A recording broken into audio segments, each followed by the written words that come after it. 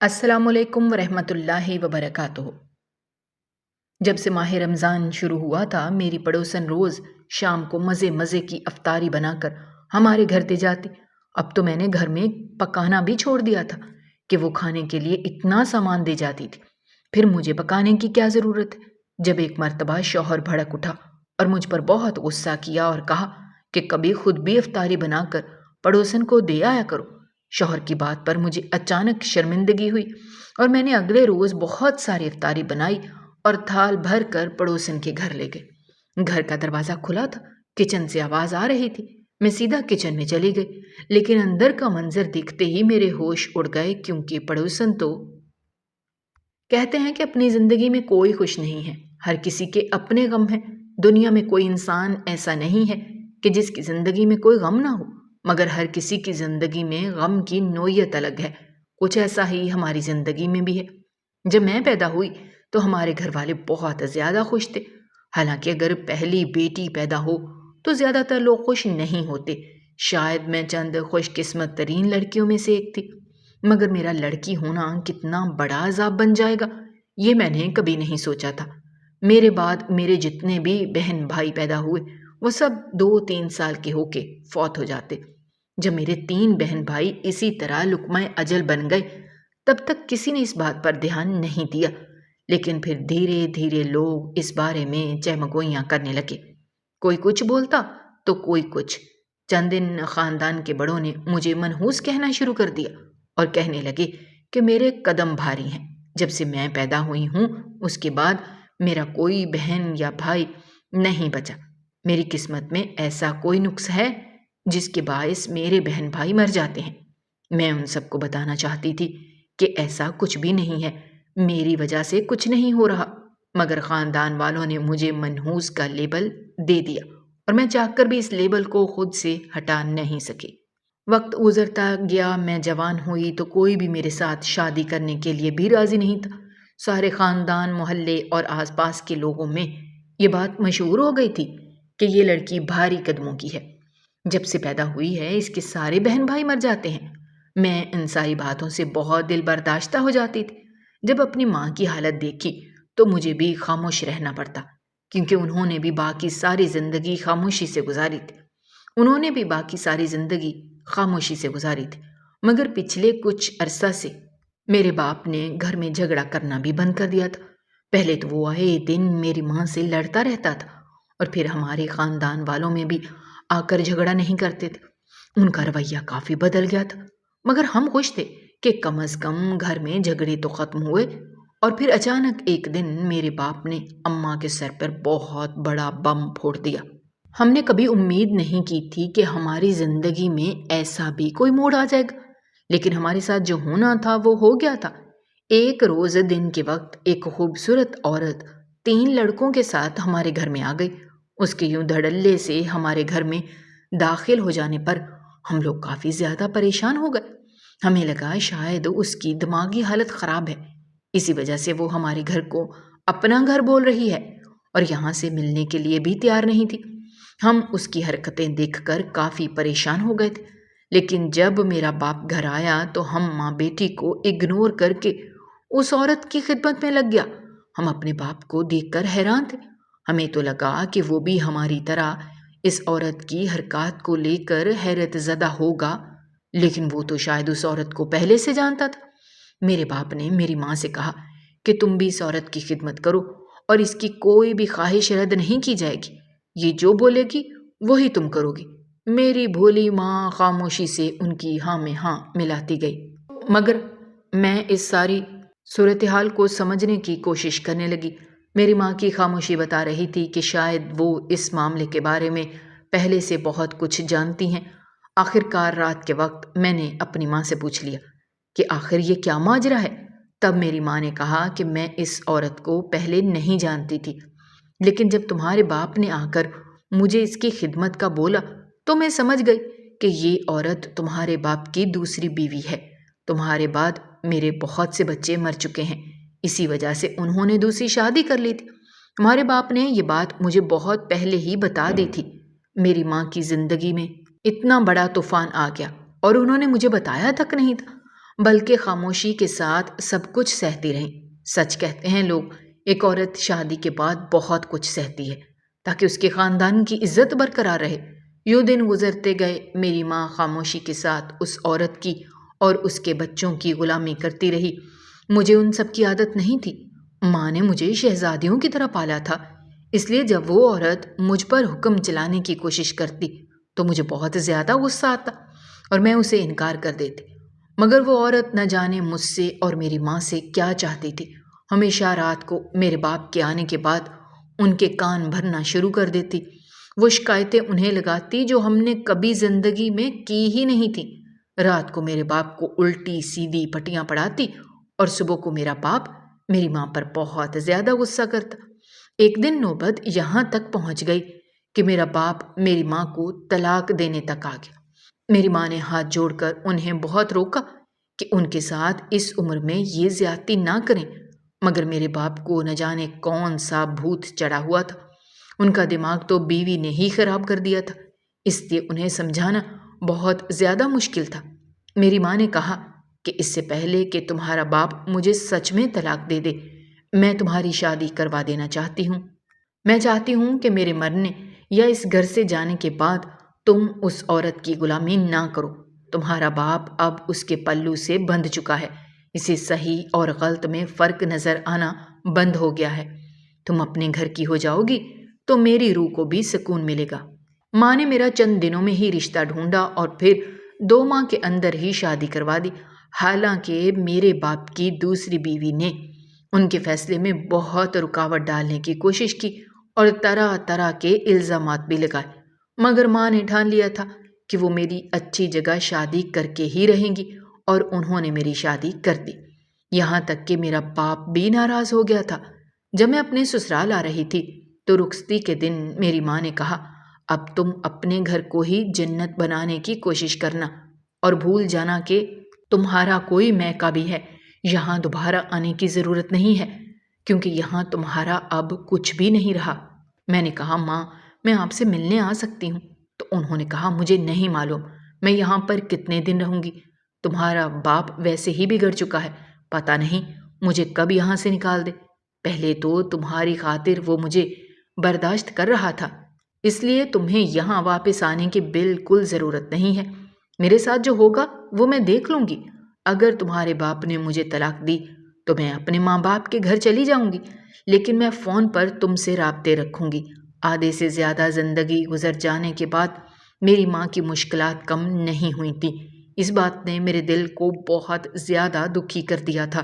اس دن کے بعد میں کبھی اپنے میکے نہیں آئی، ہمیشہ اپنے سسرال میں ہی رہتی۔ ماں نے جیسا بولا تھا وہ مجھ سے فون پر رابطہ رکھیں گی، انہوں نے اپنا کہا سچ کر کے دکھایا۔ وہ واقعی میں مجھ سے رابطے میں رہتی تھیں۔ میرے سسرال میں کوئی بھی نہیں تھا، صرف ایک سسر تھا جو کہ بیمار رہتے تھے۔ میں ان کی خدمت کرتی کیونکہ اب یہی میرا گھر تھا۔ میرا شوہر مبین بہت اچھا تھا۔ اسی طرح میری شادی کو 2 سال گزر گئے اور ایک دن میرے سسر کا انتقال ہو گیا۔ میرا ایک بیٹا تھا جسے میں بہت پیار کرتی تھی، اور میرا شوہر بھی اس پر اپنی جان چھڑکتا تھا۔ سارا دن وہ آفس میں رہتے اور رات کو آنے کے بعد اپنے بیٹے کے ساتھ کھیلتے۔ میرا دل چاہتا کہ جا کر ماں سے ملوں اور اپنے بیٹے سے بھی ملواؤں، لیکن انہوں نے ہمیشہ مجھ سے ملنے سے منع کر دیا تھا۔ جب میرا بیٹا کچھ بڑا ہوا، تقریباً 8 سال کا ہوا، تو وہ بہت بیمار رہنے لگا۔ وہ بہت سست اور لاغر سا ہو گیا۔ وہ تو بہت زیادہ چست تھا، سارے بچوں میں وہ کھیلنے کودنے میں ماہر تھا۔ میں نے اس بارے میں اپنے شوہر سے بات کی تو انہوں نے کہا کہ ضرور اسے بخار ہوگا، تم قریبی ڈاکٹر سے دوائی لے آؤ، وہ ٹھیک ہو جائے گا۔ میں نے بھی ویسا ہی کیا، مگر اس ڈاکٹر کی دوائی کا کوئی خاص اثر نہیں ہوا، بلکہ وہ دن بدن کمزور ہوتا جا رہا تھا۔ میں نے دوبارہ اپنے شوہر سے کہا کہ ہم اسے کسی بڑے اسپتال لے چلتے ہیں، تو وہ بہت زیادہ غصہ ہو گیا اور کہنے لگا، اس کی کوئی ضرورت نہیں ہے، تم کیوں مجھے پریشان کر رہی ہو؟ کیا پتا اس کی طبیعت ایسی ہی ہوتی جا رہی ہو، اسے کوئی بھی کام کرنے میں دلچسپی نہ ہوتی ہو۔ میں نے کہا، وہ سست بھی ہو رہا ہے۔ وہ کہنے لگا، کھیلتا جو نہیں ہے پھر کمزور ہی ہوگا، ویسے بھی وہ زیادہ کھاتا نہیں ہے۔ اس کی بات سن کر میرا دل بہت زیادہ گھبرا گیا۔ مجھے لگتا کہ میرے بیٹے کو کچھ ہو جائے گا۔ لیکن میرے شوہر کو تو کوئی فکر ہی نہیں تھی، بس وہ اپنے فیملی ڈاکٹر پر یقین رکھتے تھے جس کا کلینک ہمارے گھر کے ساتھ والی گلی میں تھا۔ وہ اس ڈاکٹر کے علاوہ کہیں نہیں جاتے تھے۔ جب میں نے زیادہ اصرار کیا تو میرا شوہر کہنے لگا، تم اس کو کسی بابا سے دم کروا کے لے آؤ۔ ان کی بات پر میں تھوڑا خوش ہو گئی، کیونکہ میری سمجھ سے بھی میرے بیٹے کی بیماری باہر تھی۔ چلو اسپتال سے نہ صحیح، دم کروانے سے ٹھیک ہو جائے گا۔ میں ایک بابا کے آستانے پر چلی گئی، وہاں سے اپنے بیٹے کو دم کروا کے لے آئی، لیکن میرے بیٹے عبداللہ کو کوئی فرق نہیں پڑا۔ میری پریشانی حد سے زیادہ ہونے لگی۔ اب تو مجھے گھر کا کچھ بھی ہوش نہیں رہتا تھا۔ ہر وقت میں اپنے بیٹے کے پاس ہی بیٹھی رہتی اور اس سے باتیں کرتی رہتی، کیونکہ وہ بہت زیادہ کمزور ہو گیا تھا۔ میں نے اس بارے میں اپنی ماں سے بات کی، وہ بھی کافی پریشان تھی اور کہنے لگی کہ میں چاہ کر بھی تمہارے لیے کچھ نہیں کر پا رہی۔ میں ماں کی مجبوری سمجھ گئی تھی، وہ بھی بہت برے مسئلوں میں پھنسی ہوئی تھی۔ مجھے یقین تھا کہ میرے بعد ابا کی دوسری بیوی ہی انہیں سانس نہیں لینے دیتی ہوگی، مگر کسی بھی بابا کے دم کرنے سے میرے بیٹے کو آرام نہیں آیا۔ اس کی حالت پہلے کی طرح ہی رہی تھی، دن بدن بگڑتی جا رہی تھی۔ مجھے بہت لوگوں نے کہا کہ ایک بار دم کروانے سے کچھ نہیں ہوگا، تمہیں بار بار یہ کرنا ہوگا۔ میرے شوہر ان دنوں اپنے کام میں بہت مصروف تھے، شاید وہ اس بات کا یقین نہیں کر رہے تھے کہ ہمارے بیٹے کو کوئی بیماری ہے۔ یوں ہی ایک ماہ گزر گیا۔ ایک بار میں دم کروانے کی غرض سے اپنے بیٹے کو لے کر بازار کے راستے جا رہی تھی۔ مجھے اپنا باپ دکھائی دیا جس کی حالت بہت زیادہ اجڑ چکی تھی۔ میں نے رکشہ رکوا کر اپنے باپ سے پوچھا، آخر آپ کی یہ حالت کیسے ہو گئی؟ تو انہوں نے کہا، جا کر اپنی ماں سے پوچھو۔ پھر انہوں نے دھکا دے کر مجھے سڑک پر ہی پھینک دیا۔ میں روتے ہوئے گھر واپس آ گئی اور اپنی ماں کو فون کر کے سارے حالات کے بارے میں بتایا تو انہوں نے کہا، تمہیں فکر کرنے کی کوئی ضرورت نہیں ہے، تمہارے باپ کے ساتھ یہ سب ان کی دوسری بیوی نے کیا ہے، اب ان کی دماغی حالت بھی ٹھیک نہیں رہتی۔ میں اپنی ماں کی باتوں سے متفق ہو گئی، کیونکہ ان کی دوسری بیوی واقعی بہت زیادہ تیز تھی، اس کا کوئی بھروسہ نہیں تھا، مگر مجھے اپنے باپ کے لیے برا لگ رہا تھا۔ میں چاہتی تھی کہ خدا کچھ ایسا کرے جس سے سب کچھ پہلے کی طرح ٹھیک ہو جائے اور ہم سب لوگ ایک ساتھ رہنے لگے۔ پریشانیوں کے درمیان میرے دن رات گزرنے لگے۔ جب میرا شوہر مجھ سے کچھ چڑچڑا رہنے لگا، کیونکہ میں زیادہ تر دھیان اپنے بیٹے پر دیتی تھی، اس لیے انہیں مجھ سے شکایتیں ہونے لگیں۔ کبھی انہیں کھانا پسند نہیں آتا تو کبھی میرے استری کیے کپڑے پسند نہیں آتے۔ میں بھی ان کے کافی کاموں میں لاپرواہی برت رہی تھی، مگر میری پریشانی صرف میرا بیٹا تھا۔ جب وہ غصہ کرتے تو میں ان کے سامنے زبان درازی کر دیتی اور انہیں کہتی کہ آپ میری اکیلی عورت ہونے کا فائدہ اٹھا رہے ہیں۔ اگر میں اکیلی ہوں اور آپ کی اجازت کی طلبگار ہوں تو اس کا کیا مطلب ہے کہ آپ میرے بیٹے کو اسپتال نہیں لے کر جائیں گے؟ وہ دن بدن کمزور ہو رہا ہے اور اسے بہت زیادہ علاج کی ضرورت ہے، مگر آپ تو جیسے میری دوسری ہی دنیا میں رہتے ہیں۔ جس دن ہمارے بیٹے کو کچھ ہو گیا اس دن اس کی موت کے ذمہ دار صرف اور صرف آپ ہوں گے۔ مگر میرے شوہر کہتا کہ تم اسے صرف ہمارے فیملی ڈاکٹر کو دکھاؤ، اور مجھے وہ ڈاکٹر پاگل لگتا تھا۔ ماہ رمضان کا مہینہ شروع ہو چکا تھا، میں روزے اور نماز کی پابندی بھی کر رہی تھی اور اپنے بیٹے کے لیے روزانہ دعا میں مانگتی۔ انہی دنوں ہمارے ساتھ والے گھر میں ایک امیر پڑوسن آ کر رہنے لگی۔ جس دن وہ آئی، افطاری کے وقت بہت سا کھانا بنا کر ہمارے گھر بھیجا، جو کہ کافی مزیدار تھا۔ ذائقے سے ایسا لگ رہا تھا جیسے کسی ہوٹل سے منگوایا ہو، مگر حقیقت یہ تھی کہ وہ سب انہوں نے اپنے گھر میں ہی بنایا تھا۔ میں نے اپنے بیٹے کو بھی کھلایا اور ان کا شکریہ بھی ادا کیا۔ اگلے دن افطاری میں انہوں نے دوبارہ کافی زیادہ مقدار میں کھانا بھیج دیا۔ میں حیران ہو گئی اور میں نے شام کے وقت کھانا نہیں بنایا۔ دھیرے دھیرے اب وہ عورت روزانہ ہی افطاری کے وقت ہمیں کافی مقدار میں کھانا بنا کر بھیج دیتی اور میں کھانا نہیں بناتی تھی۔ بھلا اتنا مزیدار سالن گھر میں موجود ہونے کے بعد میں بھلا کیوں کھانا بناؤں گی؟ میرا شوہر بھی افطاری کے وقت یہی کھاتا اور یہ کھانا کھا کر خوش ہو جاتا۔ جب روز ہی افطاری پڑوسن کے گھر سے آنے لگی تو ایک دن میرا شوہر مجھ پر بھڑک اٹھا، کہنے لگا، کبھی خود بھی افطاری بنا کر انہیں دے آیا کرو۔ مجھے احساس ہوا کہ میں بھی یہ خود غرضانہ کام کر رہی ہوں۔ مجھے شرمندگی ہو گئی اور میں نے اگلے روز افطاری کے وقت مزیدار سی بریانی بنائی اور تھال بھر کر پڑوسن کے گھر لے گئی۔ ان کے گھر کا دروازہ کھلا تھا اور کچن سے آواز آ رہی تھی۔ میں سیدھا کچن میں چلی گئی۔ لیکن اندر کا منظر دیکھتے ہی میرا دماغ چکرا گیا، میرے ہاتھ سے تھال نیچے گر گیا، کیونکہ پڑوسن آج بھی ہماری افطاری کے لیے کھانے کا سامان تیار کر رہی تھی اور وہ سالن کے اندر کچھ عجیب سی چیز ملا رہی تھی۔ میں حیران رہ گئی۔ پھر پڑوسن اپنی ملازمہ سے کہنے لگی، اسے پکڑو اور ان کے گھر دے آؤ۔ یہ سارا منظر دیکھ کر میرا حلق تک خشک ہو گیا۔ نہ جانے وہ اس کے اندر کیا ملا رہی تھی۔ مجھے تو اس وقت ایک عجیب سی بدبو بھی آئی تھی۔ میں گھبرا کر آگے بڑھی تو وہ سبھی لوگ میری طرف متوجہ ہو گئے۔ میں نے حیرت سے ان لوگوں کی طرف دیکھا تو مجھ سے ملنے کے لیے 2 عورتیں آگے آئیں۔ اب میرے دماغ نے چلنا شروع کیا۔ کوئی بھی کسی کے گھر بلا وجہ بھر بھر کے روزانہ اتنا کھانے پینے کا سامان نہیں بھیجتا، نہ ہی میری ان لوگوں سے جان پہچان تھی۔ خواہ میں ہی بے وقوفوں کی طرح روزانہ کھانے پینے کا سامان لے کر کھاتی رہی اور گھر میں بھی پکانا چھوڑ دیا تھا۔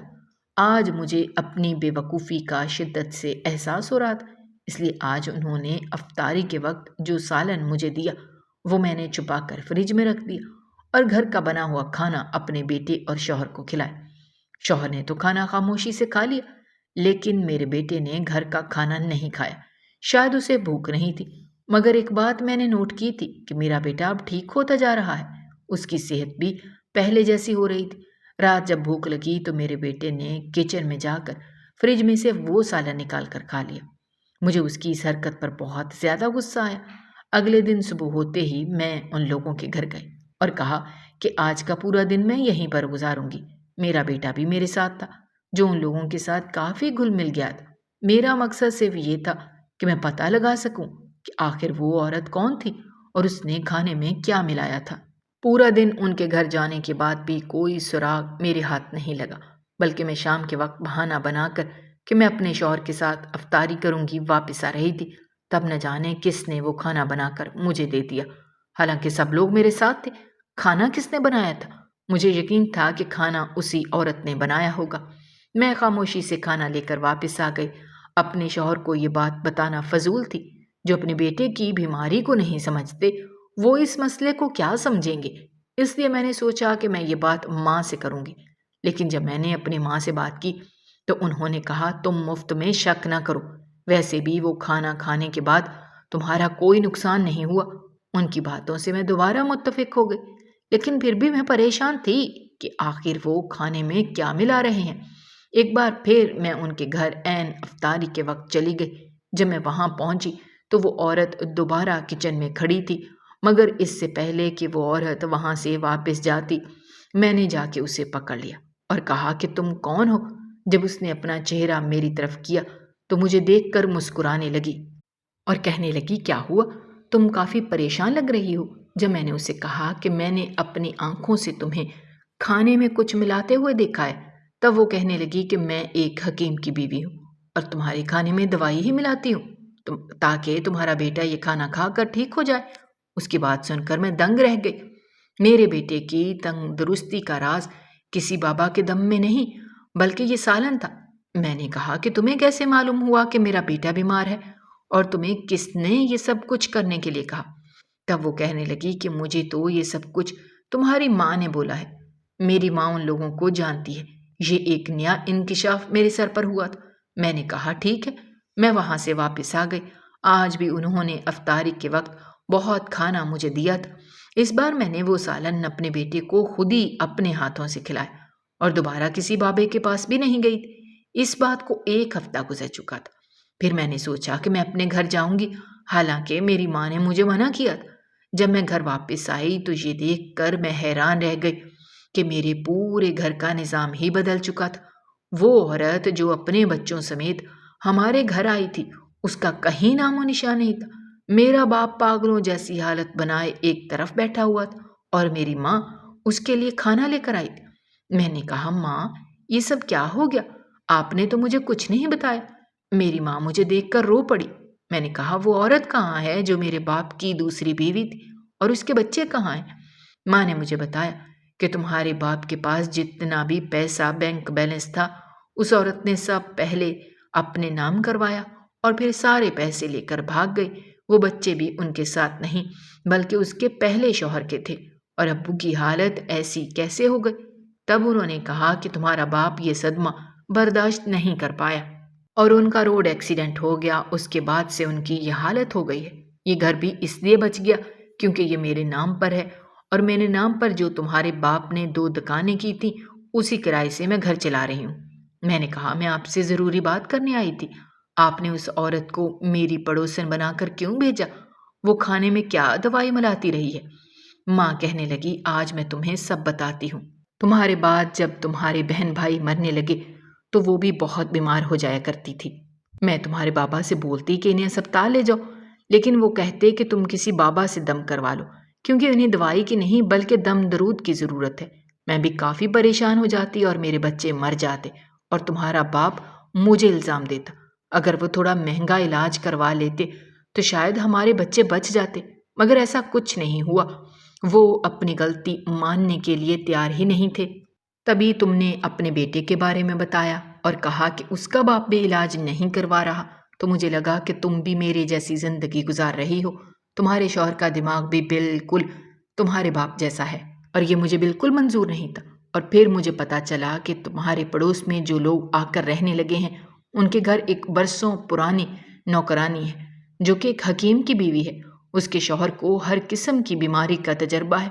تو میں اس حکیم کے گھر گئی اور اسے تمہارے بیٹے کی بیماری کا بتایا۔ تب وہ کہنے لگا کہ اس بیماری کا علاج ممکن ہے اور میرے پاس اس کا علاج بھی ہے۔ تو میں نے اس کی بیوی کو کچھ پیسے دیے اور کہا کہ روزانہ افطاری کے بہانے یہ دوائی وہ تمہارے سالن میں ملا کر تمہیں دی جایا کرے گی۔ اس نے ویسا ہی کیا۔ تمہارے گھر آ کر میں نے دوائی اس لیے نہیں دی تاکہ تمہارا شوہر کوئی ہنگامہ کھڑا نہ کر دے۔ پہلے ہی وہ اپنے بیٹے کا علاج کروانے کے حق میں نہیں تھا۔ میں تمہارے گھر ہمیشہ سلامت رکھنے کے لیے سب کچھ کر رہی تھی۔ اب دیکھو تمہارا بیٹا بھی بالکل ٹھیک ہو گیا ہے۔ میں ماں کی بات سمجھ گئی تھی۔ سچ میں میرے شوہر کا دماغ بھی میرے باپ جیسا تھا۔ وہ ڈاکٹروں سے زیادہ جعلی بابوں پر یقین کرتا تھا۔ میں نے باپ کی طرف دیکھ کر ان کے لیے اللہ تعالیٰ سے دعا کی اور اپنے بیٹے کو لے کر گھر آ گئی۔ میرا بیٹا بالکل ٹھیک ہو گیا تھا، اور جب میں اپنے شوہر کو یہ بات بتائی تو اس نے بھی مجھ سے معافی مانگی اور خود